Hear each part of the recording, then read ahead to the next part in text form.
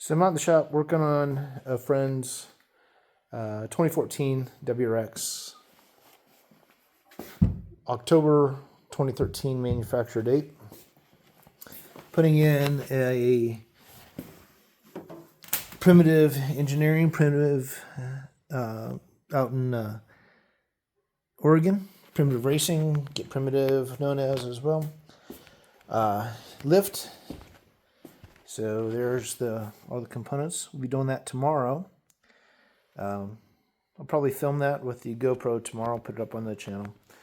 But been working on the front. Have this Radium Dual Catch Can setup that we're going to put in the car. Because a little over a month or so ago, somewhere in that time frame, he was coming through town on his way to Montana, I believe, and it was smoking.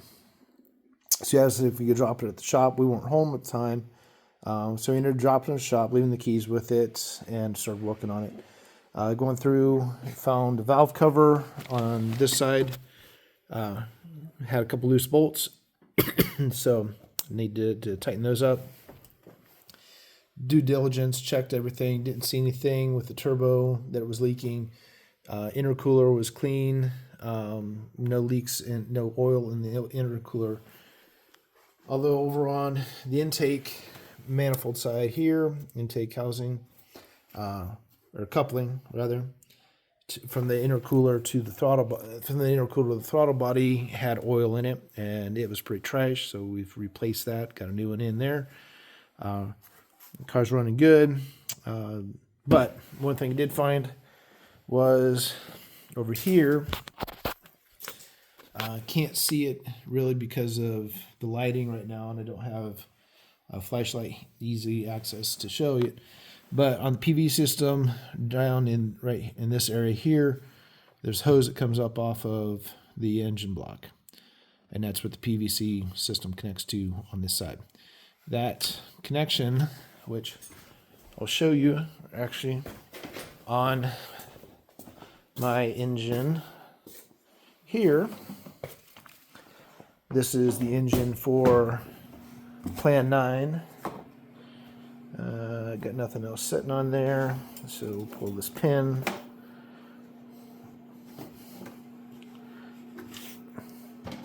And then rotate the engine back over. That hose right there. That clamp right there on the WRX's engine is loose. So that can pull it straight up off. So it's loose. So that may have been causing an excess of air intake and everything, causing it to draw more oil. I don't know. I'm speculating. But it was in the PVC system that is getting more likely to get the oil over into the intake manifold. Put this back in. So, to that end, we decided in order to fix that, I've got to take the intake manifold and everything off anyway. So, all this in this area has got to come off to fix that hose. We're going to talking to him and just recommendation with the Subaru turbo engines in general. They do tend to pull oil into the intake with the needed PVC. So that's why we're putting the dual one he chose from Radium to put in here. I did send him some links to Flatiron's Tuning, where they talk about different catch cans or air oil separators and different manufacturers and stuff. So, but anyway, that's where we're at. Over the past couple days, since I've got it in, been getting ready, working on putting the lift in. I've got the front struts in with the spacer for the lift. King Springs. This is the Premititive lift setup. So he got these pre-built by Premititive. It was actually would have cost about the same for me to build them. Actually, would have been more for me to build them because I would have had to source everything but the springs and the struts. So the extra cost I would have had to do that and to build them, it was cheaper for him to just get them pre-built at Premititive. for the front and the rear. So these are just easy installs. It was less than an hour of install, so cost was really low for him. Now, what we've encountered, however, is the control arms were pretty worn. Bushing in the back was really bad. It was getting a lot of rattling and stuff. So chose these control arms, which anybody familiar with certain Subaru or enthusiasts with Subaru will recognize these as aluminum STI control arms, which they'll work on the WRX. The difference is this mounting point. This mounting point, which is where this was B. On the WRX, this is the mount. Screws into the body this way, so it sits right up in there. This comes down and goes into the control arm. As you can see, it don't get into the control arm because the bushing on the control arm for the STI already has the spacer and is a smaller diameter than what's on the WRX. So those are $7.90, $15 for the two, as opposed to sending these back and getting steel ones, which I like the aluminum ones myself. I've got those on blue, old blue 65. I put those on a couple years ago. Plan 9 has those on there. Oh, there's a different style for the age because it has this kind of bushing and a round bushing that sits this way in the back as opposed to that bushing, flat bushing. This is again a 2014. Those are 2002, 2004s. So anyway, these are not going to get installed like I hope to today because those I got to get ordered. I'll order them from Larry H. Miller, Subaru in Boise. Hopefully they have them in stock and we'll be able to get them quick.